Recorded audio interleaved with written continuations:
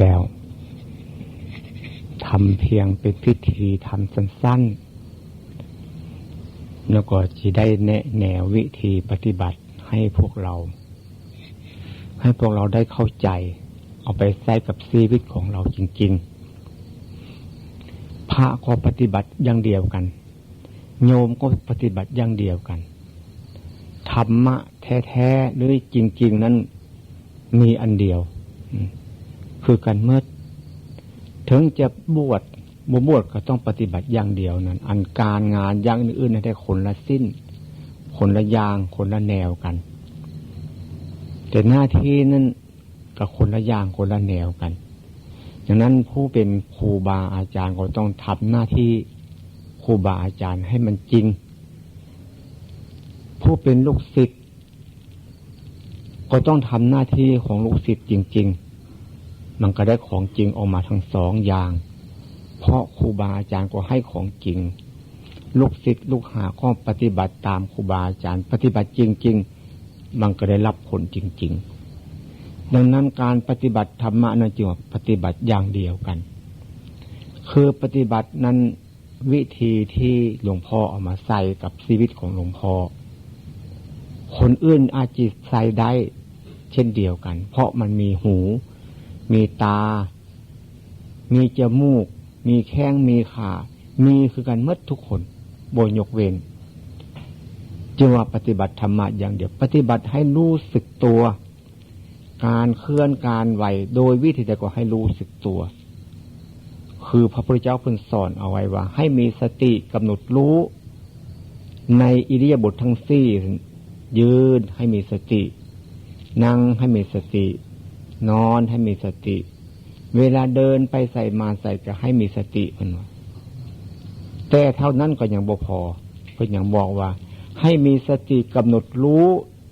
ในอิริยาบถย่อยคู่เหยียดเคลื่อนไหวโดยวิธีใดก็ให้มีสติรู้อันความรู้สึกตัวนั่นก็เรียกว่าสติอันเขารู้สึกการเคลื่อนไหวเขาก็ว่าเขามีสติแล้วดังนั้นจึงว่าหาวิธีมาให้พวกเราทำยกมือทีแรกก็ต้องนั่งพระเพียบก็ได้นั่งเหยียดขาก็ได้นั่งขดธมาศก็ได้นั่งเก้าอี้ก็ได้เอามือมาวางไว้บนขาเขาทั้งสองขาเนี่ยพลิกมือขวาขึ้นซาๆอย่าสุเฮ็ดไหวให้มันรู้สึกเคลื่อนไหวขึ้นให้มันรู้เอามาสั่นไว้หรือตั้งไว้ให้มันตรงเดี๋ยวยกเวลายกขึ้นก็ค่อยๆยกขึ้นมาให้มันตรงได้สากมันแล้วก็หยุดไว้พอดีหัวจักมันหยุดแล้วก็ค่อยๆเอาเลื่อนเข้ามาที่สะดือเราเมื่อมาถึงสะดือแล้วก็ให้รู้จักว่ามันหยุดมันเศร้าแล้วมันบนนิ่งมันบนนิ่งบนจริงบกเคลื่อนบกไหวสิใดแล้วบัดนี้ก็รู้จักค่อยๆพลิกมือซ้ายขึ้นบนไม่ยกพลิกซื่อๆพลิกมือซ้ายตะแคงไว้มันหยุดแล้วก็ค่อยๆเลื่อนขึ้นมาถ้ามันตรงมันได้สากมันแล้วก็ค่อยๆเลื่อนออกเข้ามาเทียบไว้กับมือขวาแนบแน่นไปทั้งกับบนไม่ที่เอากดเข้าแนบแน่นก็ได้เพียงเอาเข้ามาให้มันรู้สึกสัมผัสกันแล้วก็พอก็เลื่อนมือขวาขึ้นหน้าอกนี่เอามือขวาออกตรงข้างลดมือขวาลงตะแคงไว้ขาขวาหัวใจมันอยู่ดีแล้วก็เลื่อนมือซ้ายขึ้นหน้าอกเอามือซ้ายออกตรงข้างลดมือซ้ายลงที่ขาซ้ายตะแคงไว้คว้ามือซ้ายลงเฮ็ดจังสั้นล่ะเฮ็ดอยู่ตลอดสลับสับเปลี่ยนกันอยู่จังสั้นเมื่อนั่งพระเพียบก็นั่งขดธมาศเมื่อนั่งขดธมาศก็นั่งเหยียดขาเมื่อนั่งเหยียดขาแล้วก็ลุกขึ้นยืนขึ้นกับเฮ็ดคือเก่านั้นตื่มการยืนก็ต้องมีจังหวะมีวิธียืนที่หลวงพ่อทำหลวงพ่อฝึกเฮ็ดมาก็เลยเกิดความรู้ความเข้าใจความรู้ก็บ่ได้รู้นอกตัวไปรู้ตัวเฮานี่แหละการเคลื่อนการไหวมันรู้มาเข้าก็เรียกว่ามีสัญญามีความรู้อย่างว่าสัญญาความหมายรู้จำได้มันจำได้ตั้งแต่เกิดมาจากท้องแม่คนแต่เฮามาทิ้งมาลืมมันซะเลยบ่รู้จัก บ่รู้จักตัวเขาก็เลยไปรู้จักอันอื่นนอกตัวเขาไปพุ่นมันก็เลยบ่แม่นของจริงบัดนี้เมื่อเฮามาพลิกมาเคลื่อนมาไหวมายกมือไปเอามือมานี่มันก็เลยเกิดรู้เกิดเห็นเกิดเข้าใจสัมผัสแนบแน่นอยู่กับสิ่งที่มันมีแล้วนั่นแหละการรู้จักรูปอันนั่งอยู่นี่มันเป็นรูปมันเป็นรูปเป็นน้ำเหมือนนั่งอยู่ซื่อๆนี่พอดีพลิกมือขึ้นหรือยกมือไปเอามือมาเป็นรูปธรรมนามธรรมแล้วบัดนี้เขาจีย่างไปย่างมากับเป็นรูปธรรมนามธรรมแล้วบัดนี้ให้ว่าการเคลื่อนการไหวนั้นเป็นรูปเป็นนามมันทำไปพร้อมกันถ้ารูปนามเนี่ยแยกออกจากกันมันก็ตายเมื่อนั้นหมดลมหายใจเรียกว่าคนตายเรียกว่าศพเนื้อเป็นท่อนไม้ท่อนฟืนที่ซื้อนี่นะคนเขานี่จึงว่าไม่กลัวตายกลัวทำไมตายอ่ะเพราะว่าคนอื่นก็ตายพ่อเขาก็ตายแม่เขาก็ตายพ่อคนอื่นตายแม่คนอื่นก็ตายลูกเมียคนอื่นก็ตายเป็นบัดนี้โตเขาก็ต้องตายเป็นคือกันจึงว่าบ่กลัวแล้วคนตายเพราะมันเป็นธรรมดามันอยู่แล้วความตายจึงเที่ยงแท้แน่นอนที่สุดบ่เปลี่ยนแปลงได้แม้จะเป็นคนไทยก็ตายเป็นคนจีนก็ตายเป็นคนฝรั่งเศสคนอังกฤษคนอเมริกาคนเขมรคนยวนคนลาวตายหมดให้ว่าเกิดเป็นคนแล้วก็ตายรูปเดียวเป็นสัตว์ก็ตายแบบนี้เป็นคนรวยก็ตายเป็นคนจนก็ตายเนี่ยความตายจะว่าบ่ยกเว้นแม้จะบวชเป็นพระเป็นเนรก็ตายบ่ได้บวชเป็นพระเป็นเนรก็ตายเนี่ยคนเรียนหนังสือมากๆก็ตายคนบ่ได้เรียนหนังสือก็ตายความตายจึงว่าบ่ยกเว้นไผทั้งหมดจึงบ่กลัวตายโอ้ความตายที่ต้องแน่นอนเกิดมาก็ต้องตายเขาก็ต้องรู้ของจริงอย่างสิเมื่อรู้ของจริงอย่างนี้แล้วก็เลยรู้จักรูปโลกนามโลกรูปมันเป็นโลกเกิดมาแล้วก็ต้องมีเจ็บหัวปวดท้องเขาไปโรงพยาบาลเขาไปเบิ่งคนเจ็บเป็นโรคอันใดอันเนี้ยเนี่ยเขาถามโรคเจ็บหัวโรคปวดท้องโรคเจ็บแข้งเจ็บขาโรคความดันสูงแล้วแต่จีเป็นแล้วจึงว่าโรคขึ้นชื่อว่าโรคได้มีทุกข์ทั้งนั้นจะเป็นโรคอันใดก็ทุกข์ให้ว่าความทุกข์นั้นจึงว่าบ่ยกเว้นอีกซึมละพระพุทธเจ้าจึงว่าตัดแต่เรื่องทุกข์กับวิธีดับทุกข์เท่านั้นคำสอนของพระพุทธเจ้าทั้งหมดบรรจุลงตัวเฮานี้ให้รู้จักทุกข์และรู้จักวิธีดับทุกข์ว่าสักคนว่าวิธีดับก็คือเขาบ่กลัวนั่นแหละบ่กลัวทุกข์บ่กลัวตายมันเป็นธรรมดาอยู่แล้วทุกข์กับตายเนี่ยมันแน่นอนที่สุดเพิ่นจังว่ากันรู้จักอันนี้แล้วก็รู้จักทุกขังอนิจจังอนัตตาทุกขังก็หมายถึงการเคลื่อนไหวนั่นแหละมันเคลื่อนไหวมันเป็นทุกข์ทุกข์ไปว่าทนไม่ไหวเพิ่นว่าจังว่าทุกขังอนิจจังอนัตตา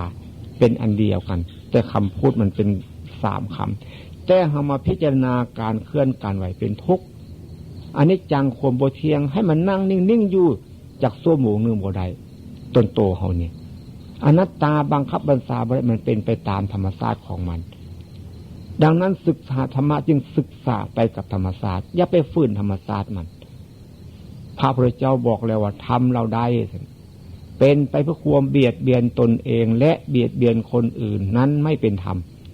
นั้นไม่เป็นวินัยนั้นไม่เป็นคำสอนของพระพุทธเจ้า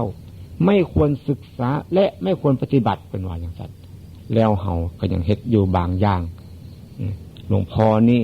บ่ได้เว้าเรื่องคนอื่นคันเว้าเรื่องคนอื่นนั้นบ่จริง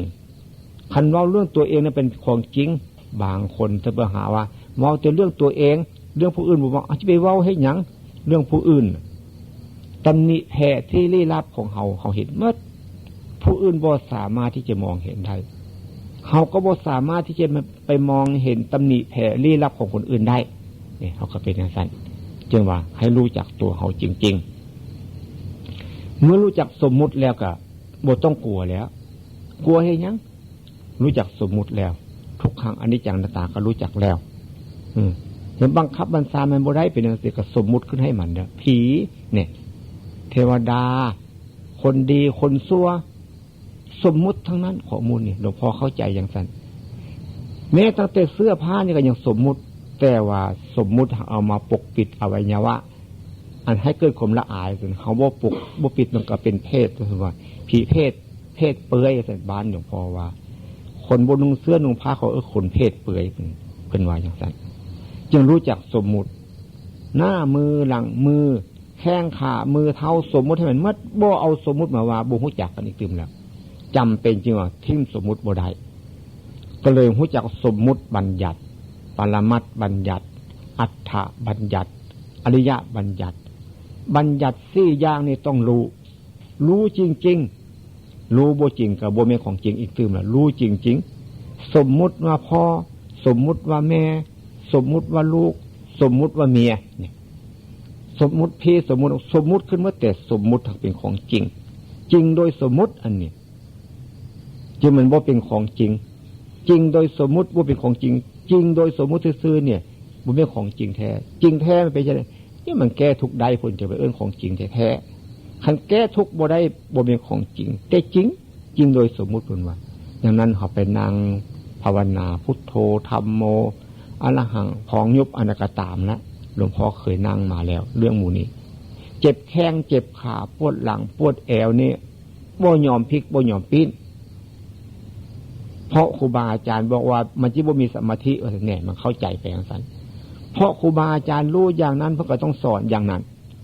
หลวงพ่อจึงบ่เอาความรู้ของผู้อื่นมาสอนมันเจ็บแข้งเจ็บขาต้องพลิกต้องปิ้น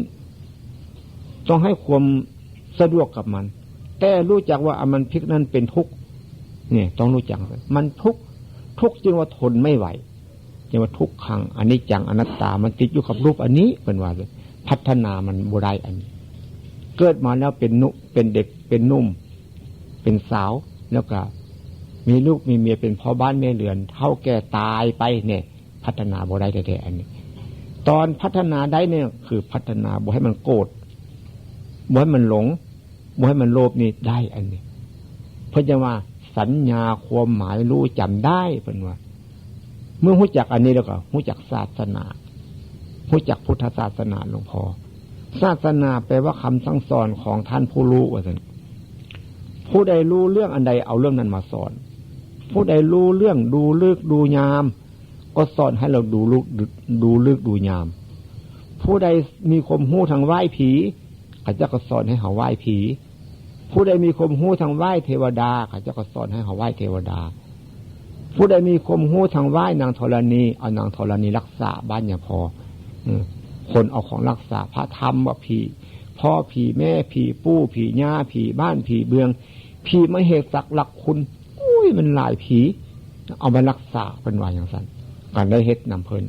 เพราะว่าพ่อแม่พาทำอย่างนั้นก็ต้องทำมันเป็นอย่างนั้นจึงว่าเคยเข้าวัดเคยตักบาตรให้พระเคยเอาอาหารไปให้พระกินก็เอิ้นว่าศาสนานึกว่ามันเป็นวัดนึกว่ามันเป็นตัวหนังสือนึกว่าเป็นคัมภีร์เป็นโมดเป็นซิมเป็นสันจึงมีศาสนาหลวงพ่อเข้าใจอย่างสันติก่อนเมื่อมาเข้าใจแล้วตัวศาสนาแท้ๆคือตัวคนนี้แล้วสอนคนเนี่ยเพราะมีตาสองตามีหูสองหูเนี่ยสอนให้เฮ็ดให้ทำเนี่ยคันว่าเฮ็ดว่าทำนี่ทางภาคกลางว่าอย่างไรหลวงพ่อบ่รู้ทางกรุงเทพเนี่ยว่าอย่างไรทางกรุงเทพทำเฉยๆเฮ็ดบ่มีนี่บ้านหลวงพ่อต้องเฮ็ดต้องทำว่าซั่นว่าซั่นแต่เลยรู้จักว่าโอ้ศาสนาจริงๆคือตัวคนพุทธศาสนาบัดเนี่ย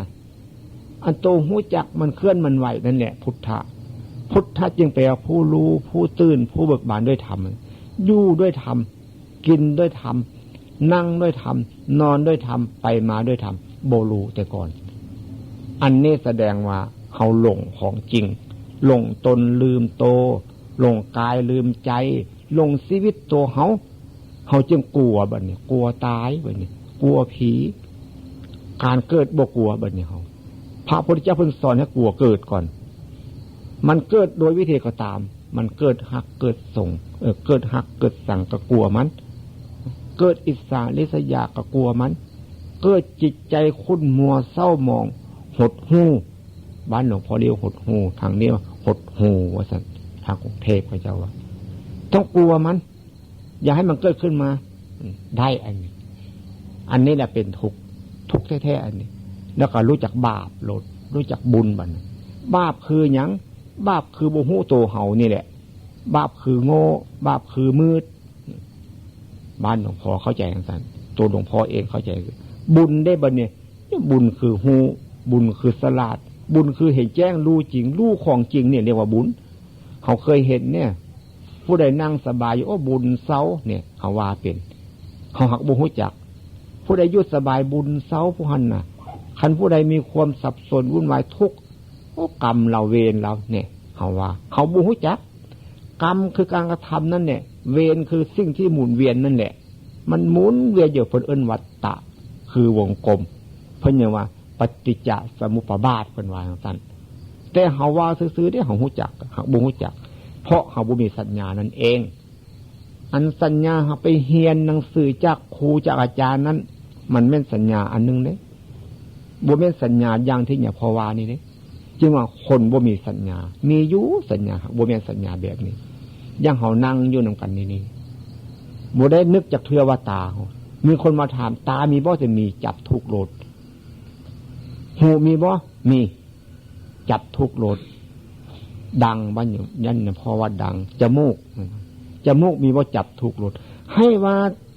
มีอันใดเฮาจับทุกอันนั้นหมดอันนี้แหละสัญญาโดยกำเนิดแท้ๆนี่เฮารู้บัดนี้จิตใจเฮานึกเฮาคิดเฮาก็ต้องรู้ที่บัดนี้เพราะมันมีในเฮาเนี่ยแต่เฮาบ่รู้คนจึงว่าบ่ศึกษาตัวเองบ่ได้พิจารณาตัวเองบ่ได้พัฒนาตัวเองไปศึกษาแต่เรื่องคนอื่นไปพัฒนาแต่เรื่องคนอื่นเฮาไปเรียนหนังสือผู้เป็นนักศึกษาเนี่ยพอแท้บ่ได้เรียนบ่ได้เป็นนักศึกษานะเพิ่นเรียนเพื่อหยังเรียนเพื่อกันทุกข์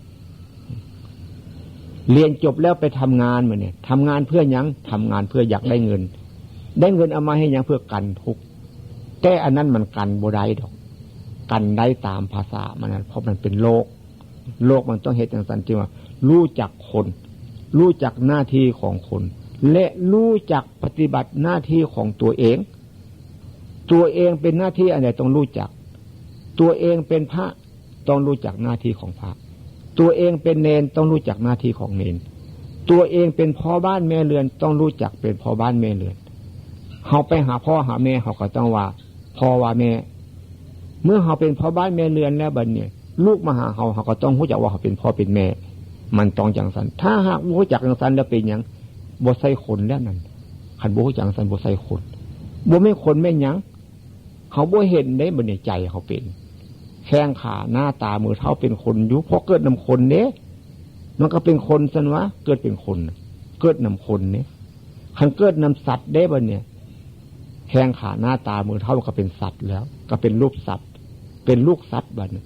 ดังนั้นคนกับสัตว์นั้นจึงว่าจิตใจคือกันบ่ผิดกันน้อยๆผิดกันเพราะว่าสัตว์มันบ่จำสอนได้ยากคนเนี่ยมีความจำสอนได้ง่ายความจำอันนั้นเพิ่นเอิ้นว่าสัญญาความหมายรู้จำได้เพิ่นว่าแต่อันจำเพิ่นสอนนั้นเป็นอีกเรื่องนึงจำโดยมันเกิดมาจากกฎธรรมชาตินี่เป็นอันนึงนี่เป็นอย่างนั้นอันนี้แปลว่ารู้จักภาคต้นในภาคปฏิบัติหลวงพ่อรู้จักจังซี่เมื่อรู้จักจังซี่ความคิดมันฟุ้งขึ้นมาเกิดรู้อย่างนั้นเกิดรู้อย่างนี้อันนั้นเป็นความคิดมันฟุ้งซ่านแต่ให้มันคิดอย่าไปห้ามมันยิ่งคิดเรายิ่งรู้มันคิดเอาไปกว้างเท่าใดยิ่งรู้ไปกว้างแต่ความจริงเอามาใส่จริงๆนึงคือให้รู้จักรูปรู้จักนามรู้จักรูปธรรมนามธรรมรู้จักรูปโลกนามโลกรู้จักทุกขังอนิจจังอนัตตารู้จักสมมุติรู้จักศาสนารู้จักพุทธศาสนารู้จักบาปรู้จักบุญอันนี้หลงบ่ได้อันนี้ต้องรู้จักโลกนั้นมี2อย่างโลกทางเนื้อหนังนี้ต้องไปหาหมอที่โรงพยาบาลโลกทางจิตใจอันมันนึกมันคิดมันซอบมันเกลียดมันว่าดีนั้นเขาต้องรู้จักเขาต้องมีความรู้สึกตัวมันคิดขึ้นมาเขาจะเห็นจะรู้ทันทีเมื่อเขาเห็นเขารู้ทันทีแล้วความคิดประเภทนั้นมันสิจางไปหายไปหลวงพ่อรู้จังสิโน้นหลวงพ่อว่าจะเรื่องหลวงพ่อคนอื่นนั้นหลวงพ่อเอามาว่าบ่ได้หลวงพ่อจะมีความสามารถที่จะเอาเรื่องนี้มาแนะนำให้คนปฏิบัติวิธีมันต้องเฮ็ดจังซั่น ถ้าหากบ่รู้จักวิธีของมันเถอะหลวงพ่อกับบ่รู้จักวิธีที่เอาไปสอนวิธีนั่งพุทโธนั่งภาวนาพุทโธนึกในใจหลวงพ่อก็ได้ทำมาพระจิวาสร้างกระทำสร้างเว้าหยังรู้บ่ได้หลวงพ่อรู้บ่ได้อันนั้นแล้วคนอื่นจะรู้ได้กับเรื่องของคนอื่นหลวงพ่อรู้บ่ได้หลวงพ่อทำมาภาวนาพุทโธหายใจเข้าพุทหายใจออกโธได้แต่เท่านั้นแหละแล้วก็เมื่อออกมาแล้วก็มาพิจารณาว่าผมงอกฟันหักอย่างนั้นอย่างนี้สำแหละเนื้อตับไตไส้ปอดพิจารณาให้เป็นอสุภะมันเว้าซื่อๆที่ใจเป็นบ่เป็นเมื่อใจบ่เป็นแล้วเจ้าของว่าเจ้าของรู้อันนั้นมันรู้เว้าเอาเพิ่นว่าเป็นวิปัสสนึกเป็นวิปัสสคิดนึกเอาคิดเอาบ่แม่นอย่าพอผู้อื่นที่อาจจะแม่นพอเพิ่นรู้จังซั่นเนี่ยอย่าพอเฮ็ดแล้วบ่บ่แม่นจังว่ารู้แล้วจึงมีญาณเกิดขึ้นตัวความรู้สึกนี่แหละรู้มาเข้ามันสมบูรณ์มาแล้วเกิดญาณปัญญาเห็นแจ้งรู้จริงผู้ได้ทำก็รู้อันนี้ได้สอนมาแล้วคนหลายคนหลวงพ่อสอนหลวงพ่อเป็นโยมอยู่ปฏิบัติธรรมมาสอนปี2 ปีกับ 8 เดือนหลวงพ่อสอนอยู่เป็นโยมสอนก็รู้คือกันสอนพระก็รู้อย่างเดียวกันนี้สอนโยมก็รู้อย่างเดียวกันนี้ผู้หญิงก็รู้อย่างนี้ผู้ชายก็รู้อย่างนี้ผิดจากนี้ไปบ่เป็นของจริงอันนั้นบ่จริงรู้แล้วมันแก้ทุกได้อันเป็นอย่างนั้นตอนแก้ทุกนี่มันแก้เป็นสั้นไปบ่แม่นไม่สั้นคือปลูกบ้านแปลงเฮือน2 สั้น3 สั้นถึง9 สั้น10 สั้นบ่เป็นสั้นอย่างสั้นมันต้องรู้จักลึกเข้าเป็นอย่างสั้นลึกจังใดมันก็บ่ว่าคือน้ำลึกแต่มันรู้จักปัญญามันละเอียดเข้าเป็นอย่างนั้นเมื่อรู้จักอันนี้แล้วก็แนะนำให้ดูความคิดมันคิดมาต้องรู้ต้องเห็นต้องเข้าใจและต้องปล่อยต้องวางทันทีแต่มันปล่อยบ่ได้ทำอิฐมันต้องคิดมันจากลอยเรื่องเราจะรู้มันเรื่องเดียวที่แรกบ่รู้มันคิดก็ต้องคิดไปอย่างนั้นแหละเป็นเรื่องเป็นราวไปบ่จบบ่สิ้นจากเถื่อบัดนี้เมื่อมีความรู้สึกแล้วพลิกมือขึ้นพอดีมันคิดปุ๊บเอามารู้ผมรู้สึกพี่อันนี้จะว่าทุกต้องกำหนดรู้ตัวนั้นทุกมันเฮาคิดแล้วมันไปโลดทุกตัวนี้เฮาพอดีมันคิดปุ๊บเฮามารู้จักรู้สึกตัวพลิกมือขึ้นรู้ความคิดมันหยุดโลดเพราะว่าทุกต้องกำหนดรู้สมุทัยต้องละมรรคต้องเจริญนี่โลดทำให้แจ้งว่าตำราเป็นว่าอย่างแต่โบหูจักแต่ก่อนอย่าพอเดี๋ยวนี้ถ้าอย่าพอหูจักเด่นไผสิว่าอย่าพอโบหูจักกับเรื่องของข้าเจ้าเว้าข้าเจ้าจิหูจักนำอย่าพออย่างไรอย่าพอกับโบหูจักหมู่เพิ่นหูจักอย่าพอกับโบหูจักเพราะว่าตำหนิแผ่ที่ลี้ลับนั้นคนอื่นบ่สามารถจีมองเห็นเฮาต้องเห็นเฮาต้องรู้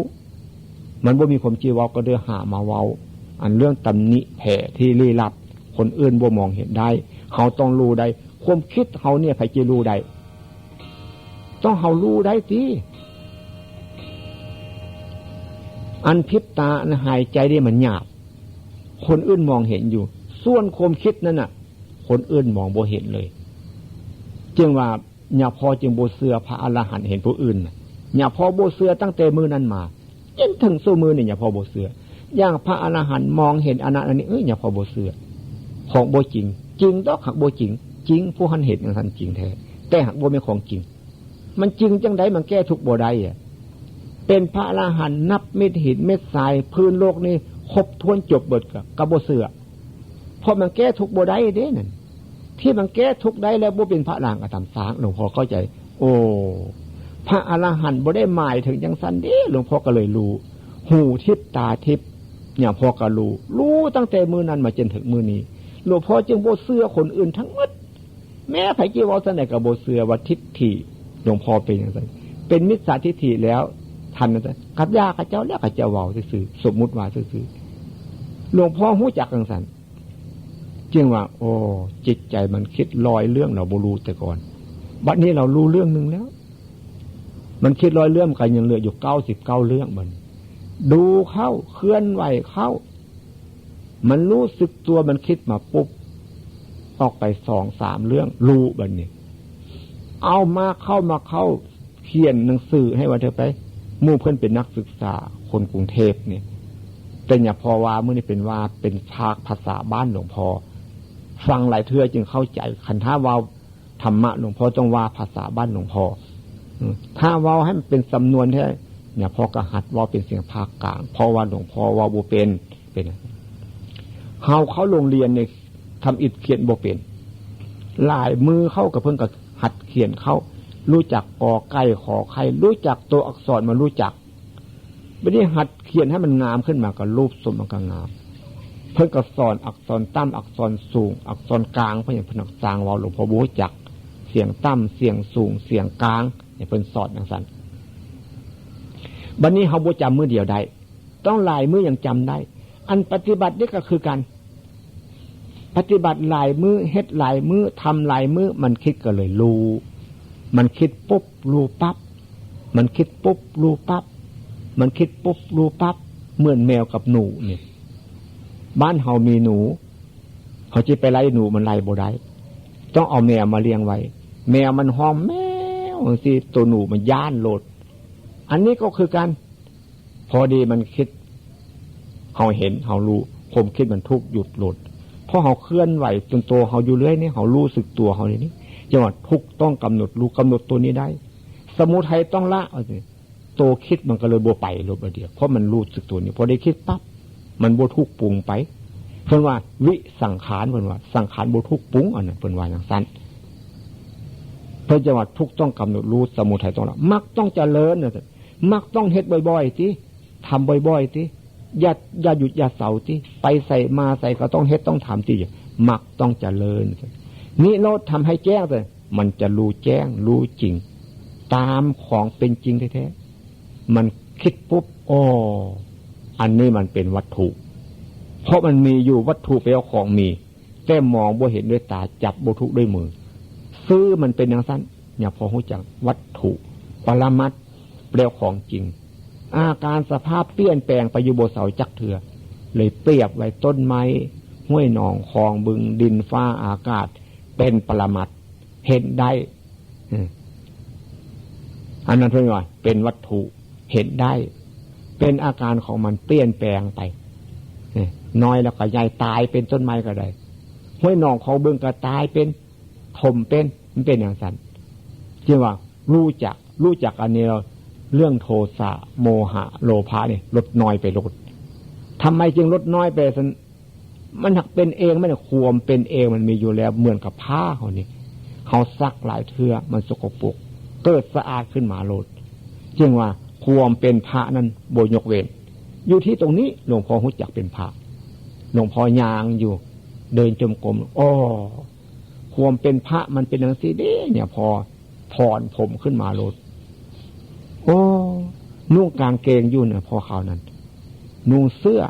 เป็นโยมเนี่ยความเป็นพระมันบ่ได้หมายถึงเครื่องนุ่งของห่มไม่อย่างเด้หลวงพ่อรู้เองไผบ่รู้กับหลวงพ่อเป็นพระหลวงพ่อก็ว่าเป็นได้แท้ๆคนอื่นเป็นบ่ได้ก็ตำซ่าเพิ่นแล้วเรื่องของเพิ่นเป็นได้ก็เรื่องของเพิ่นอย่าพอรู้จักหลวงพ่อเองหลวงพ่อเป็นพระตั้งแต่มื้อนั้นมาจนถึงมื้อนี้แหละนุ่งผ้าเรื่องก็เป็นพระได้นุ่งกางเกงก็เป็นพระได้เพราะจิตใจมันหลุดจากสิ่งเหล่านั้นเพิ่นว่าจิตใจมันออกจากกันได้แต่บ่มีจิตใจออกจากกันเนี่ยเมืองกับเฮามีน้ำมันหรือว่ามียากันยุงน้ำมันรอลื่นเฮาเนี่ยยางมักมีบ้านหลวงพ่อเรียกว่ายางมักมียางมักขนุนยางไม้ยางตอกยางยังกระซังเนี่ยมันติดมือเฮาแล้วเอาน้ำมันกาดน้ำมันเบนซินน้ำมันยังกระซังแล้วมาหกออกหมดน้ำมันรอลื่นออกหมดเป็นบัดนี้ถ้าเฮายุงกัดเฮาวันเนี่ยเฮาเอายากันยุงมาสโลมตัวเฮาไว้ยุงมันก็บ่มากัดอย่างนั้นเรื่องโทสะโมหะโลภะเนี่ยถ้าเฮารู้สึกตัวอยู่แล้วมันจะบ่เกิดมันเกิดขึ้นมาในขณะที่เฮาบ่รู้สึกตัวสมมุติเอาซื่อๆนี้เหมือนเฮามีรถยนต์คันนึงเฮานั่งรถยนต์ไปขับรถยนต์ไปแต่ก้อนนั้นขี้ดินนั้นมันบ่มีขี้ฝุ่นใบไม้มันก็มีอยู่หั่นมันก็บ่หนิงบ่ตีพอดีเฮาขับรถยนต์ปื๊ดไปสิขี้ฝุ่นมันแล่นตามก้นรถยนต์ใบไม้มันก็แล่นตามก้นรถยนต์อันความคิดเฮานี่ก็คือการพอดีมันคิดปุ๊บมันปรุงแล้วมันเกิด โกรธเกิดโลภเกิดหลงขึ้นมาแล้วเฮาบ่เห็นมันเฮาบ่เห็นเนี่ยสิว่าจังได๋ว่าเฮาหลงตนลืมโตหลงกายลืมใจหลงชีวิตจิตใจของเฮาเพิ่นว่าอย่างซั่นว่าโมหะภาษาธรรมะเรียกว่าความหลงบ้านเฮาเรียกว่าหลงว่าลืมว่าซั่น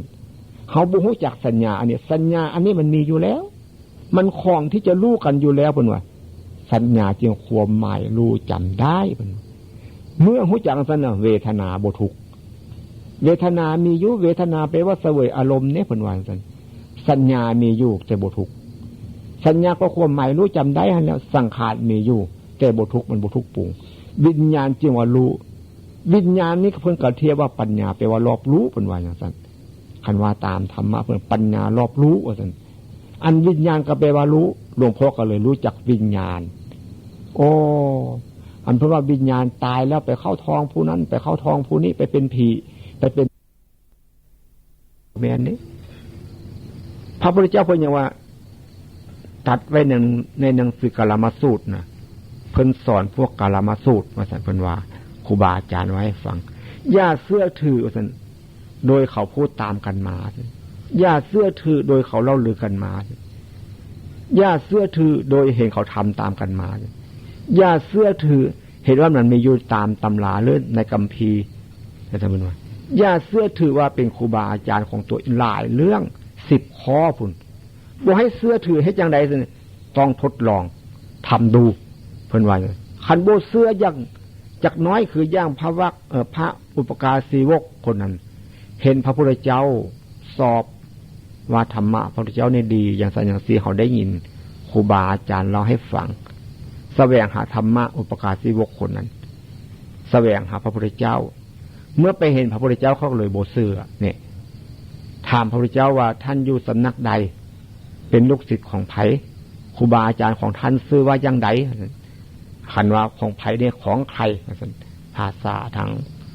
ภาคกลางจำได้เป็นบางคำบ้านหลวงพ่อเรียกเป็นลูกศิษย์ของผู้ใดไผว่าซั่นบ้านหลวงพ่อว่าว่าซั่นพระพุทธเจ้าก็เลยบอกว่าเราบ่ได้เป็นลูกศิษย์ของไผบ่มีไผเป็นครูเป็นอาจารย์ของเราเรารู้เองตรัสรู้โดยชอบนักบวชคนนั้นก็แลบลีนให้เลยไปเลยเนี่ยบ่เชื่อจักน้อยนั้นบ่ฟังหาเหตุหาผลที่ว่าอย่าเชื่อให้จังไดเพิ่นเว้าจังซั่นต้องปฏิบัติตามถามเบิ่งที่เฮ็ดจังไดเจ้าจึงฮู้อันนี้บ่ถามอย่างซั่นคันไปถามหาแต่ความฮู้ถามหาวิธีเฮ็ดพุ่นแม่นอย่างสิถูกนั่งจังใดนอนจังใดยืนจังใดเดินไปเดินมาจังใดเจ้าจึงฮู้ถามอย่างซี่แม่เพิ่นก็ว่าให้ฟังโลดซั่นว่าไปปฏิบัติมันฮู้เมื่อฮู้แล้วนั่นจริงแล้วบัดนี้ซั่นจังพระพุทโธพุทโธจึงว่าแปลว่าผู้รู้ผู้ตื่นผู้เบิกบานด้วยธรรมบัดนี้เฮาไปภาวนาพุทโธพุทโธนึกเอาพระพุทธเจ้ามาไว้ในใจเพิ่นสิมาได้จังไดพระพุทธเจ้าอยู่ในประเทศอินเดียพุ่นน่ะพระพุทธเจ้าในเฮานี่เป็นหยังบ่ว่าจิตใจพระพุทธเจ้าคือจิตใจสะอาดจิตใจสว่างจิตใจสงบจิตใจบริสุทธิ์เพิ่นว่าจังซั่นจิตใจของพระพุทธเจ้า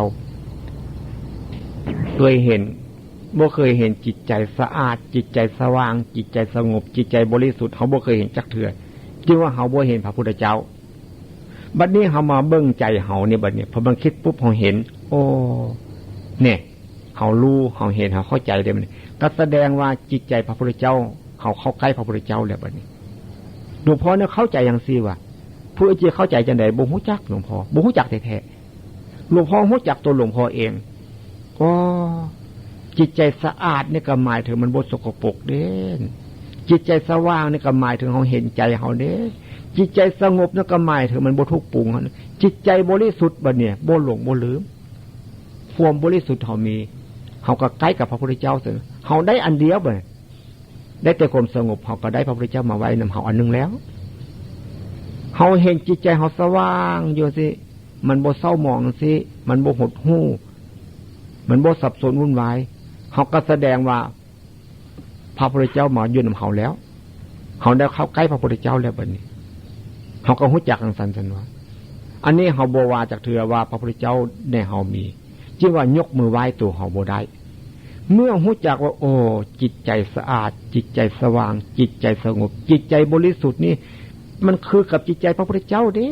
เฮาก็เป็นพระพุทธเจ้าน้อยๆขึ้นมาแล้วตัวเฮายกมือไหว้ตัวเฮาได้เนี่ยพอยกมือไหว้ตัวเฮาตั้งแต่มือนั้นจนถึงมือนี้เนี่ยพอเพราะว่าปะโถความดีมันมีอยู่ในเฮานี่ปานนี้เด้หลวงพ่อรู้จักว่าปะโถคนที่มันมีดีหลายแต่ว่าบ่ฮู้จักความดีอยู่ในเฮาจึงบ่เอาของดีไปใส่เป็นอย่างสัญญาพอจึงว่าโอ้ของดีมีอยู่ในตัวเฮาพระพุทธเจ้าก็คือคนธรรมดานี่เองหลวงพ่อฮู้จักนั่นแหละพระธรรมก็คือคนธรรมดานี่เองทำการทำงานตามหน้าที่นั่นเองพระสงฆ์ก็เป็นผู้เชื่อฟังคำสอนของพระพุทธเจ้านั้นแล้วก็ปฏิบัติตามคำสอนของพระพุทธเจ้านั้นจึงว่าคนจึงว่ารู้จักคนรู้จักหน้าที่ของคนและรู้จักปฏิบัติหน้าที่ของคนจริงๆหลวงพ่อเลยรู้จังสันผู้อื่นจะรู้จังใดบ่ฮู้จักเนี่ยพอบ่ฮู้จักเรื่องพระอรหันต์นั้นหลวงพ่อจึงบ่เชื่อไผทั้งหมดบ่เชื่อแล้วเพราะว่ามันมีอยู่จังสันเพิ่นจึงว่าพระธรรมวินัยคำสอนของพระพุทธเจ้านั้นมีอยู่แล้วหากมีผู้บ่ปฏิบัติบ่ประพฤติตามแล้วก็บ่มีแล้วมรรคผลนิพพานนั่นเองบัดนี้พระธรรมวินัยมีอยู่บัดนี้คำสอนของพระพุทธเจ้ามีอยู่บัดนี้ถ้าหากมีผู้ประพฤติปฏิบัติตามอยู่มรรคผลนิพพานจึงบ่ว่างจากโลกโลกก็บ่แม่นน่ะบ่ได้หมายถึงดินฟ้าอากาศพวกนี้เนี่ยพอโลกคือโลกตัวเฮานี่แหละโอ้มรรคผลนิพพานมันมีอยู่กับคนนี่ทุกคนทุกคนเข้าใจใส่ว่าโลกจึงคือหมู่สัตว์มีอยู่ในสัตว์เพิ่นจะโอ้มรรคผลนิพพานมันเป็นจังซี่เด้ความบ่หลงนี่เด้เพิ่นนิพพานเพิ่นจะนิพพานจึงว่าเย็นจึงว่าสงบหรือจึงว่าอุเบกขาจิว่าจังได๋โหเพิ่นนักว่าหลายขวมนี่นั่งอยู่เดี๋ยวนี้นี่นะพระก็นั่งอยู่ที่นี่ญาติโยมก็นั่งอยู่นี่มาปฏิบัติธรรมมันเป็นอย่างไรจิตใจเฮาดีนี่ซื่อๆเพิ่นว่าอันลักษณะซื่อๆนั่นเพิ่นอุเบกขาอันนั้นแล้วมีศีลมีธรรมแล้วนั่นเพิ่นอุเบกขาวางเฉยว่าซั่นอันลักษณะนี้เนี่ยมันมีอยู่เฮาบ่เห็นมันจักเทื่อบ่เข้าใจมันจักเทื่อถ้าเฮามีจังซี่แล้วก็แปลว่าเฮาได้พระพุทธเจ้ามาไว้นำเฮาแล้วนี่เฮาบ่หลงบ่ลืมเลยจิตใจมันนึกมันคิดเฮาก็เห็นก็ฮู้ก็เข้าใจเนี่ยเพิ่นสัญญาความหมายรู้จำได้บ่หลงบ่ลืมชีวิตตัวเองว่าซั่นเพิ่นว่าให้เข้าใจอย่างนี้เพิ่นว่าจึงว่าภิกษุอยู่ได้สอบหรือว่าญาติโยมอยู่ได้สอบบัดนี้พระอรหันต์ก็บ่ว่างจากโลกนี้เพิ่นว่าโลกอันเฮานี่ได้อยู่โดยสอบเฮาเฮ็ดหยังเยอะๆเฮาเฮ็ดฮู้จักฮู้เมื่อทำการทำงานรู้จักรู้เมื่อจิตใจมันนึกมันคิดรู้จักรู้เมื่ออันนี้อันพระอรหันต์เนี่ยบ่เป็นพระอรหันต์ออกไปเหาะอยู่พุ่นอันนั้นเป็นเรื่องนึงพระอรหันต์หลวงพ่อเข้าใจพระพุทธเจ้าว่าจังซี่โอ้พระอรหันต์มันหมายถึงรู้จักตัวเองกำลังเคลื่อนกำลังไหวรู้กายภายนอกนี้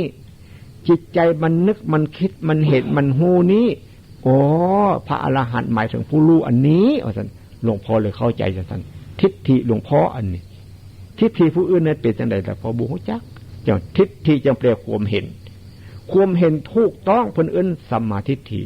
ความเห็นผิดเพิ่นเอิ้นเป็นมิจฉาทิฏฐิเพิ่นว่าอย่างนั้นแต่ว่าไผเห็นผิดไผเห็นถูกไผสิมาตัดสินให้เฮาต้องตัดสินเอาเองติอย่าให้ผู้อื่นมาตัดสินให้เฮาสิได้บ่ไผสิเฮ็ดนำเฮาคนอื่นบ่เฮ็ดนำเฮาหมดเฮาสิรู้เองเห็นเองเข้าใจเองเพิ่นว่าสันทิติโกควรเรียกให้มาดูบ่แม่นสิเรียกให้มาดูสถานที่นั่งสถานที่ตรัสรู้สถานที่พระพุทธเจ้านิพพานบ่แม่นเพิ่นเรียกมาเบิ่งอันนั้นเพิ่นเรียกให้คนมาเบิ่งจิตใจเฮานี้เพิ่นว่าจังซั่นมันนึกมันคิดอยู่นี้เบิ่งที่ตรงนี้เมื่อรู้อันนี้แล้วหลวงพ่อก็เลยรู้จักกิเลสตัณหาอุปทานได้ขึ้นมาลดมาเดียวกิเลสคืออย่างเหนียวอย่างพอว่าเมื่อกี้อย่างไม้เขาไปจับมักมีมักขนุนนะหรือจับกล้วยดิบกระทำซ้ำมันติดมือเขาโลดกิเลสเป็นนั้น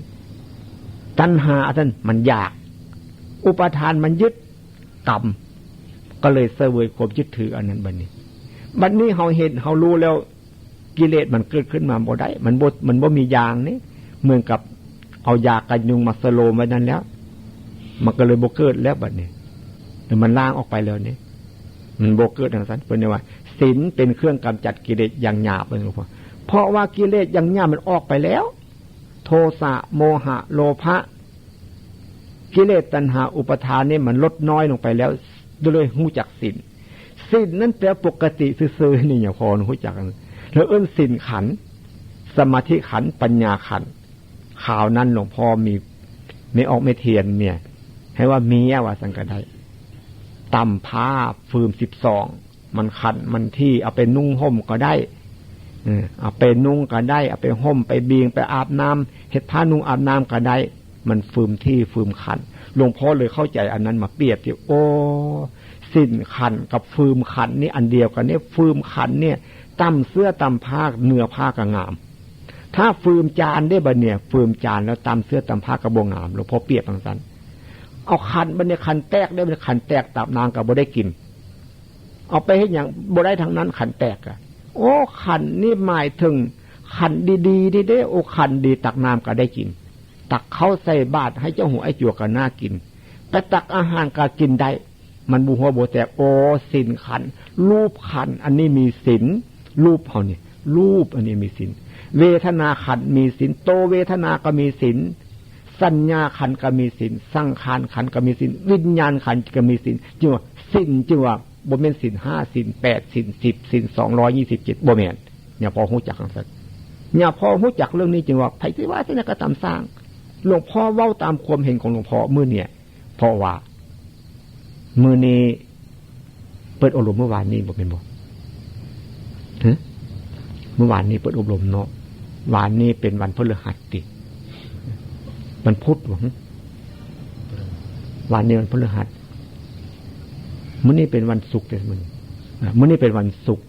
เป็นวันที่2แล้วเปิดงานมานี่จึงว่าความจริงให้ฟังให้เฮามีปกติกายปกติวาจาปกติใจอันปกติเนี่ยเพิ่นเอิ้นว่าศีลอันปกตินั้นคล้ายๆคือนิพพานอันปกตินั้นคล้ายๆคือพระพุทธเจ้าอันปกตินั้นคล้ายๆคือพระสาวกเฮาก็ต้องเป็นสาวกของพระพุทธเจ้าจึงรู้ตามเห็นตามเข้าใจตามพระพุทธเจ้าหลวงพ่อเข้าใจอย่างนั้นผู้อื่นจิว่าซะเนี่ยอย่าพ่อก็บ่เชื่ออย่าพ่อเชื่อความรู้ความเห็นความเข้าใจของตัวเองและมันบ่ไปขัดกับตำราบ่ไปขัดกับคำสอนของพระพุทธเจ้าเพราะว่าอย่าพ่อบ่ได้เรียนหนังสือภาษาบาลีหลวงพ่อบ่รู้พระพุทธเจ้าเป็นคนอินเดียพูดภาษาอินเดียคนอินเดียฟังต้องรู้คนไทยฟังบ่รู้ฟังก็ต้องแปลต้องเรียนอย่างใดการแปลหนังสือถ้าเพี้ยนออกไปหรือผิดออกไปน้อยนึงกับผิดกันรถบาเดียวถ้าแปลถูกเอามาปฏิบัติก็ถูกต้องรถบาเดียวถ้าปฏิบัติบ่ถูกแปลกับบ่ถูกมาโลดผิดโลด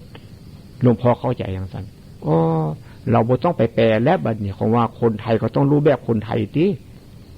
คนอินเดียก็ต้องรู้แบบคนอินเดียติสมมติว่ากินข้าวองเสียบ้านอย่าเพราะว่ากินข้าวคนกรุงเทพนี่บอกว่ากินข้าวหรือจะว่าอย่างไรของเอาว่าของนู้นเอาคนนั้นว่านู้นเพราะว่าเป็นคนทานข้าวเนี่ยเมืองลาวว่ายังไงเมืองลาวกินข้าวเนี่ยเมืองลาวก็ว่ากินข้าวเกิดเพราะอย่าพ่อเกิดใกล้เมืองลาวเนี่ยคนลาวอันนั้นก็ได้รู้จักกันว่าเกิดมาจากมาทางเวียงจันทร์ว่าท่านมาทางนครพนมว่าคือกันกับบ้านอย่าพ่อกินข้าวอาบน้ำทางพิวัตรส่งน้ำท่านบอกว่าส่งน้ำไม่ว่าเป็นอย่างสั้นอย่างว่าวันนี้คนไทยก็มาอยู่ได้กรุงเทพอ่ะคนลาวก็มาอยู่ได้คนฝรั่งเศสก็มาอยู่ได้เพราะมันเป็นศูนย์รวมเนี่ยอันนี้ดังนั้นจะว่านิพพานเนี่ยคือกันเป็นศูนย์รวมทุกคนศึกษารู้ได้เหมือนกันเรื่องความเป็นพระนั่นก็ทุกคนศึกษาได้คือกันรู้ได้คือกันมัดบ่ผิดกันจึงว่าคนไทยก็ศึกษาอย่างนี้คนจีนก็ต้องศึกษาอย่างนี้คนฝรั่งเศสก็ต้องศึกษาอย่างนี้คนอังกฤษคนอเมริกาคนอินเดียก็ต้องศึกษาอันนี้รู้อันนี้เข้าใจอันนี้รู้คือกันจึงว่าบ่ผิดกันจึงวิปัสสนาจึงแปลว่ารู้แจ้งรู้จริงรู้แล้วต่างเก้าล่วงภาวะเดิมโลดแต่พอต่างอย่างใดหนึ่งแต่ก่อนหลวงพ่อสูบบุหรี่เลิกได้หลวงพ่อบ่สูบเห็นว่ามันเป็นทุกข์จริงๆหายใจเข้าหายใจออกกลืนน้ำลายนี่ก็ทุกข์แทบตายแล้วยังจะไปเอาของมันนั้นมาเฮ็ดอีกคือบ่หลวงพ่อเลิกตั้งแต่มื้อนั้นจนถึงมื้อนี้หลวงพ่อเห็นจังซั่นคิดเห็นมูดสูบบุหรี่โอ้ยทำไมเนาะท่านหลวงพ่อคิดผู้เดียวทุกข์ก็ต้องเอาทุกข์มาไว้อย่างซั่นแล้วเจ้าของอยากเศร้าทุกข์อยากหนีจากทุกข์ เอาทุกข์มาพอกพูนไว้จึงว่าเทวดากับนอนเว้ากันจึงจะบ่รู้ภาษากันเนี่ยความสุขมันต่างกันอย่างสันหลวงพ่อรู้จังสันไผสิว่าจะให้กระทำสร้างนอนมันชอบอยู่กับของเน่าของเหม็นบัดนี้แมงผู้แมงเพิ่งมันบ่อยากอยู่กับของเน่าของเหม็น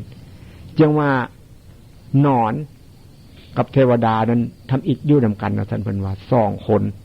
เป็นเพื่อนเป็นที่รักกันไปรักษาศีลนำกันคือยังสมมุติเอาจังซี่แล้วผู้นึงรักษาศีลบริสุทธิ์ผู้นึงรักษาศีลบ่บริสุทธิ์ท่านยังเฮานี่คือกันมาเจริญวิปัสสนามาเจริญสตินี่บางคนเฮ็ดบ่จริงบางคนเฮ็ดจริงเฮ็ดจริงมันก็ต้องรู้ของจริงติเฮ็ดบ่จริงมันก็รู้ของบ่จริงติบัดนี้ผู้ที่รักษาศีลบ่บริสุทธิ์นั่นก็ตายไปแล้วไปเป็นนอนว่าซั่นผู้ที่รักษาศีลบริสุทธิ์นั้นตายไปแล้วไปเกิดเป็นเทวดาท่านบัดนี้2คนตายไปแล้วก็เลยซอกหากันได้บัดนี้บ่เห็นกันจักเทื่อผู้นอนก็จมอยู่ของอุจจาระหั่นแล้วผู้เป็นเทวดาก็มีตาทิพย์ได้บัดนี้มองไปพุ่นไปพี่เลยเห็นผู้เสี้ยวไปเป็นนอนอยู่ก็เลยมาหาสำแดงกายมาซะเพิ่นว่ากับเพศเป็นคนมาเฮ้ยเฮ้ยจนเอิ้นผู้เสี้ยวก็ฮู้จักจำเสียงกันได้เด้เคยอยู่นำกันมานานเพิ่นว่าเฮ้อว่าซั่นโอ้เฮ็ดหยังอยู่นี่ซั่นโอ้เฮาอยู่นี่นานแล้วซั่นโอ้ซั่นโตไปใส่มาซั่นผู้นอนถามนอนกับเทวดาพูดกันได้เด้มันเป็นเรื่องสมมุติว่าซื่อๆนี่นะโอ้เฮากลับมาจากเมืองสวรรค์พุ่นแล้วเป็นเทวดาได้เฮาโอ้อดเว้าคุณค่าเมืองสวรรค์ให้เฮาฟังได้น่าเสียวว่าซั่นมันเป็นจังได๋หยังว่าอยากไปว่าซั่นโอ้เมืองสวรรค์เป็นเทวดานั้นสบายเพื่อนหรือเสียวว่าซั่นก็ได้สบายจังได๋ว่าให้ฟังได้นู้นมันได้กินของทิพย์ว่าซั่นของทิพย์เป็นจังได๋ว่าให้ฟังก็ว่าซั่นอยากได้เสื้ออยากได้ผ้านึกเอาแล้วก็ได้โลดอยากได้บ้านอยากได้เหือนนึกเอาก็ได้โลดถ้าว่าอยากได้ลูกอยากได้เมียงามๆก็นึกเอาก็ได้โลดว่าซั่นครูเสียวายฟังปาโทว่าซั่นได้นึกเอาเนาะซั่นได้นึกเอาของทิพย์โอ้เป็นอย่างซั่นที่ของทิพย์ว่าซั่นเป็นอย่างซั่นไปยืนกันบ่ซั่นโอ้ซั่นโอ้ทุกได้เสียวว่าซั่นเฮาอยู่นี่สนุกแท้ๆซั่นบ่ได้นึกบ่ได้ฝันมีหยังว่าซั่นอาหารก็อาหารสดๆดีๆซั่นแม้ที่นั่งที่นอนก็นิ่มนวลดีๆว่าซั่นโอ้สวัสดิ์อาหารดีๆจังได้เสียวว่าซั่นถามยกกระพริกคิงติงโตมาบ่ได้นึกได้ฝันมีหยังเขาเอามาส่งซุมื้อนึกเวลาใดบ่มีบ่ได้นึกได้คิดมันมีอยู่ในพร้อมบ่แม่นของทิพย์ได้นั่นเสียวว่าซั่นขี้ได้อันเนี้ยว่าซั่นผู้อันเทวดาว่าให้ฟังโอ้ขี้ที่เสียวอันเนี้ยว่าซั่นขี้อันเนี้ยของสกปรกว่าซั่นก็เลยถามเมืองสวรรค์มีขี้บ่เสียวว่าซั่นโอ้มันสิมีขี้มีหยังเสียวว่าซั่นมันมีของทิพย์มันสิมีขี้โอ้ยคันบ่มีขี้ให้กูกินกูก็ไปในเมืองบ่ได้แล้วเสียวเพราะกูกินขี้ว่าซั่นกระดิกหัวไปเป็นนอนคือเก่าคนเฮาก็คือกันสอนให้ละชั่วทำดีบ่อยากทำไม่เป็นอย่างนั้นมันชอบของชั่วมันจะอยู่ของชั่วได้ครึ่งนึงแล้ววะหน้านี้ถามหน้านี้ได้ครึ่งนึงเลยว่าเขาเนี่ยบอกให้ละชั่วบ่อยากละคนมาเจริญวิปัสสนาก็คือกันมาบวชแล้วก็คือกันบ่ได้เจริญวิปัสสนาคือกันบ่กินเหล้าบ่ลิ้นเบี้ยบ่ลิ้นไผมาบวชอ่ะเพราะมันวินัยเพิ่นห้ามไว้แล้วมันมีระเบียบมีวินัยศึกออกไปก็กินเหล้าคือเก่าเนี่ยลิ้นเบี้ยลิ้นไผคือเก่าเพราะเจ้าของบ่รู้จักทุกข์นั่นเองบัดนี้คนมาเจริญวิปัสสนาเพิ่นสอนให้ละสิ่งที่มันบ่ดียังสมมุติเอานะหลวงพ่อรู้หลวงพ่อก็เลยบอกมาเฮ็ดบุญบ้านนะพ่อเนี่ยพ่อเฮ็ดบุญบ้านประจำว่ะเฮ็ดบุญเฮือนให้วันนี้มนต์เอาพระมาเทศให้ฟังพระอ่านหนังสือบ่เป็นเทศดอกบ้านเนี่ยพ่อเอาใบลานมาอ่านให้ฟังอ่านหนังสือบ่เป็นพระเทศอ่านหนังสือกับเทศกับแสดงธรรมคนละอันกันเด้แต่หากว่าความเดียวกันแสดงธรรมคือเนี่ยพ่อเว้าอยู่ดีๆนี่แหละเนี่ยเทศน่ะไปเว้าให้ฟังจังซี่แหละอันนั้นอ่านหนังสืออ่านตามตัวหนังสือเนี่ยนั่นจึงว่าคนเฮาจะเพิ่นติดอีกซึมล่ะเฮ็ดบุญบ้านเนี่ยพอบุญแจกข้าวบุญผสาดเพิ่งบุญหยังกระทำสร้างน่ะต้องจีกมากบวนบุรีให้พระ เจ้าของสร้างบาปสร้างกรรมอยู่อย่างว่าเจ้าของเอาบุญอยู่ได้เนี่ยพอเป็นอย่างนั้นเลยหู้จักแล้วเนี่ยพ่อก็มาเฮ็ดบุญบ้านเนี่ยพอบ่ให้เฮ็ดบ่ให้จีกมากบ่ให้มวนบุรีบ่เฮ็ดหยังโอ้เขาจะว่าให้เนี่ยพอมาทำลายขนบธรรมเนียมประเพณีอันดีงามออกไปว่ากระทำสร้างเขาเจ้าแล้วเขาเจ้าดีนั่งเขาจะเฮ็ดเอาสนวะเนี่ยพอเลิกบ้านเนี่ยพอดีบ่ให้เฮ็ดเลยบ่ให้จีกมากบ่ให้มวนบุรีบ้านเนี่ยพอเฮ็ดบุญผู้หญิงนี่นะไปห่อก็ต้องตัดตองห่อเขาปุ้นห่อเขาปาดเป็นอย่างนั้นบ้านเนี่ยพอแต่บ้านอื่นที่เนี่ยพอบุหุจักเอาตองกล้วยเขาเนี่ยเอาไปให้มันแดดแล้วเขาเจ้าไปเฮ็ดมาไปตัดมาไว้เป็นมือแล้วเขาเจ้าเอากันไปหาเอามาเอาผู้นุ่มผู้สาวคนนุ่มคนสาวเนี่ยไปเอาตองหาบมาเป็นหาบพุ่นตัดตองห่อข้าวปาดข้าวต้มพอได้ตัดตองห่อข้าวปาดข้าวต้มแล้วก็มาจีกมากมวนบุรีบัดนี้ผู้สายบัดเนี่ยขูดมะพร้าวคั้นน้ำกะทิให้ข้าวปาดข้าวหนาโคบัดเนี่ยข้าวหนาคูจีวาจะไหนหูบ้านอย่าพอเป็นอย่าพอเลิกไว้เห็ดให้เห็ดแต่ตัดตองห่อข้าวปุ้นข้าวปาดให้เห็ดแต่บอกให้จีกมากบวนบุรีข้าเจ้าหาวันอย่าพอนี่ลบล้างประเพณีขนบธรรมเนียมอันดีงามข้าเจ้าเสื้อให้ยั้งนี่แหละเป็นว่าอย่าเสื้อที่เขาทำตามกันมาเป็นว่าหากเจ้าของหูแจ้งเห็นจริงจะไปเสื้อยังไงนี่แหละต่างเก่าล่วงภาวะเดิมแท้ๆเนี่ยพอจึงบอกหัวนี่คันบอกมู่เขาเนี่ยเอาก็เศร้าได้ไปยั้งสุบุรีเนี่ยว้ายสาวบ่ได้แล้วของกินมาแต่พ่อแต่แม่แต่ปู่แต่ปู่เสียหูผู้หญิงบ้านเนี่ยพ่อคันโบแค่มากเขาจะคำว่าบ่ดีนี่เป็นอย่างสั้นอย่างว่าอันพ่อแม่นี่ฮักเขาที่สุดซ่อนเฮาโดยทำผิดบ่รู้สึกตัวเนี่ยพ่อก่อนจิสุบุรีเป็นกับอย่างน้อยไปนอนนากับพ่อไปไถนาเมื่อเช้าฮีดมันจอหูเพิ่นมันจอนี่ไถนาก็เอาแม่ก็เสมวนบุรีให้พอไปใต้ให้พอไปแลนไปแล้วบัดนี้จุดแล้วก็เป้ามาวอมาไกลมันมอดเรายืนให้มันมอดเลยเอาไปใต้ซึมบัญญัติพอมาไปใต้ทางที่จีว่าไปจุดหรือว่าอย่างไงว่าไปจุดนะไปจุดบัญญัติพอเรียกไปใต้ไปแลนไปกับไปจุดอีกซึมไปใต้ก็แลนมาอีกซึมมันไกลมันก็โบฮอดหรือเธอมันก็มอดมาครึ่งทางยกให้มึงยังโบสูบมาเผื่อว่าเนี่ยก็บัดนี้ก็หัดสูบแล้วบัดเนี่ยเฮ็ดมันแล่นไปสูบไปยืนไปให้เพิ่นก็สูบไปก็เลยติดสูบบุหรี่เป็นอย่างนั้นเรื่องจังซี่แหละเฮาบ่ฮู้จักแค่มากก็คือการแม่ก็ต้องบอกว่าไปเฮ็ดอันนั้นอันนี้ให้แม่ไปแม่จี้ๆขามากให้เพิ่นย้ำเพิ่นแค่เพิ่นแบ่งให้เฮาครึ่งนึงหรือแบ่งให้เฮาน้อยๆมันฝึกหัดกันมาในทางที่ผิดเนี่ยเพิ่นว่าฟังผิดจำมาผิดปฏิบัติก็ผิดผลออกมาก็ได้รับทุกข์ฟังมาทุกปฏิบัติก็ทุกข์ผลออกมาทุกข์กับบ่มีแต่เฮาบ่เข้าใจว่าสิ่งเหล่านั้นเป็นทุกข์เฮาเข้าใจแต่ว่าทุกข์บ่มีเงินทุกข์บ่มีหมู่บ่มีเพื่อนทุกข์เจ็บหัวปวดท้องเฮาเข้าใจแต่ทุกข์อันนั้นโอ้ยทุกข์อันนั้นใครก็รู้อันนั้นเด็กน้อยเขาก็รู้เขาไปถามว่าไม่เจ็บแข้งเจ็บขาที่ใดนะเขาก็รู้อันนั้นนะเจ็บหัวปวดท้องใส่เขาก็รู้คนบ่มีเงินบ่มีทองเขาก็รู้จักเขาก็รู้ดังนั้นการศึกษาเล่าเรียนจนได้ปริญญากระทำสร้างที่มาแก้ทุกข์นี่เองหาเงินมาได้จาก100 ล้านพันล้านก็จะมาแก้ทุกข์นี่เองถ้าแก้ทุกข์นี่บ่ได้แล้วก็ซื่อว่าประโยชน์มันน้อยที่สุดคนเกิดมาอยู่ด้วยทุกข์กินด้วยทุกข์นั่งนอนด้วยทุกข์ไปใส่มาใส่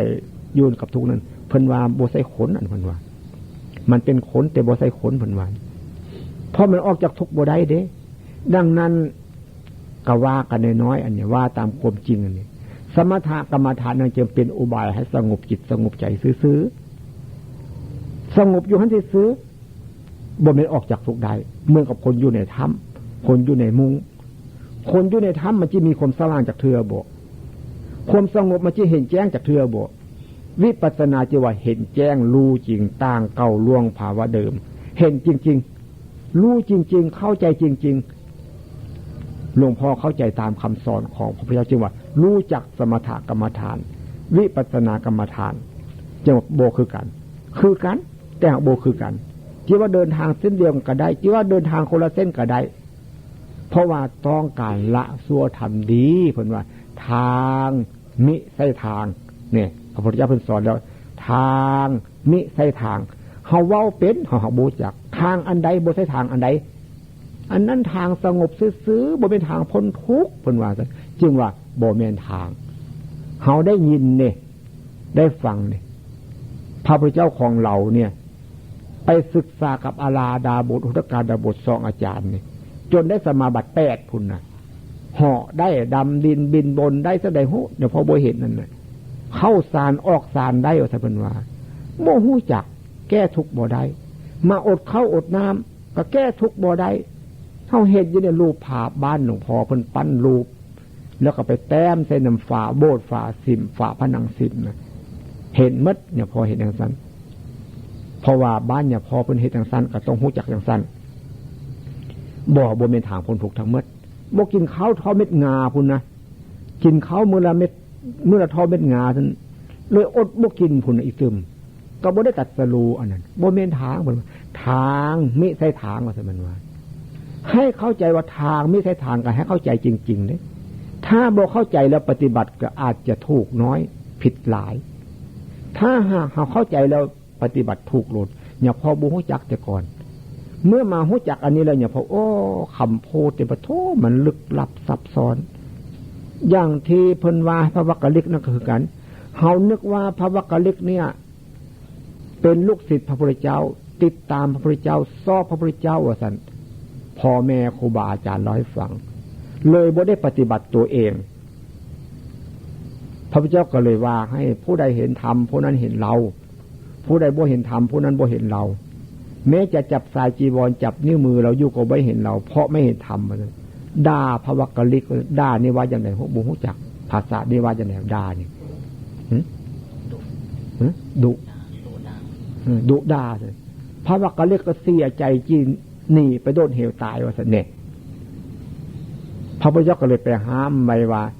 พระวักกลิกตายเป็นไม่ตายเป็นตายเป็นเน่าเหม็นเป็นโอ้ตายเป็นเน่าเหม็นเป็นเนาะก็เลยซี้มือมาใส่เพิ่นอันรูปนี่ก็ตายเป็นเน่าเหม็นเป็นบ่ตายเป็นเน่าเหม็นเป็นถ้าตายเป็นเน่าเหม็นเป็นที่เป็นพระพุทธเจ้าได้ทำไมพระวักกลิกก็เกิดมีความสงสัยขึ้นมาอันนี้บ่ใช่พระพุทธเจ้าว่าให้ฟังก็เลยเข้าใจเลยอย่าไปยุ่งกับจิตที่มันสับสนวุ่นวายนั้นมันนึกมันคิดหนีไปให้พ้นจากจิตอันนี้เพิ่นบอกให้พระวักกลิกเศร้าความคิดพุ่นเด้ความคิดสับสนวุ่นวายปรุงแต่งเลิกมันอย่าไปคิดมันเบื้องความคิดนี่ตัดออกเพิ่นว่าอย่างสันติซื่อนี่เด้แต่เฮาบ่เข้าใจเด้เฮาเข้าใจว่าไล่พระวักกลิกนี่แท้ๆพุ่นเด้ความจริงบ่แม่นอย่างนั้นเพิ่นบอกพระวักกลิกอย่ามาดูจิตดูใจท่านหันจิตใจท่านก็มีความสะอาดสว่างสงบมีความบริสุทธิ์คือกันนั่นแหละปัญจีวาอย่างสั้นกับบุหุจักเขาบุหุจัก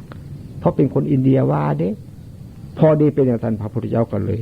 ว่าให้พระวักกลิกก็เลยเกิดความเข้าใจได้ดวงตาเห็นธรรมเป็นพระเดียบุคคลยุ่ใส่ก็ได้บัดนั้นยุ่กับพระพุทธเจ้าก็ได้บ่ยุ่กับพระพุทธเจ้าก็ได้เนี่ยเฮาก็คือการนั้นแล้วบัดนั้นเมื่อเฮารู้เฮาเห็นเข้าใจแล้วก็เอาพระพุทธเจ้ามาไว้กับตัวเฮานี้เอาแหละที่ให้ข้อคิดเป็นเครื่องเตือนจิตสกิจใจเมื่อนี้ก็เห็นว่าสมควรแก่เวลาแล้วท้ายที่สุดนี้อาตมาพร้อมด้วยพระสงฆ์และญาติโยมมานั่งฟังธรรมะมาเจริญวิปัสสนาในขณะนี้อาตมาขออ้างอิงเอาคุณของพระพุทธเจ้าและพระธรรมคำสอนขององค์สมเด็จพระสัมมาสัมพุทธเจ้าและคุณของพระนันตาสาวกพระสัมมาสัมพุทธเจ้ามาเตือนจิตสกิจใจของพวกเราให้พวกเราได้รู้แจ้งเห็นจริงตามความเป็นจริงอย่างที่พระพุทธเจ้าว่านั้นสัตว์ทั้งหลายเราผู้เป็นตถาคตไปถึงแล้วแห่งนั้นแล้วจึงนำมาสอนพวกเธอทั้งหลายให้พวกเธอทั้งหลายจงประพฤติปฏิบัติตามอย่างเราตถาคตนี้ก็จะรู้จะเห็นจะเป็นจะมีอย่างเราตถาคตนี้ขอให้เราทุกคนจงประพฤติปฏิบัติตามอย่างที่พระพุทธเจ้านั้นก็จะรู้จะเห็นจะเป็นจะมีอย่างพระพุทธเจ้านั้นขอให้ทุกคนจงประสบพบเห็นเอาในเวลาอันใกล้นี้จงทุกคนเถิด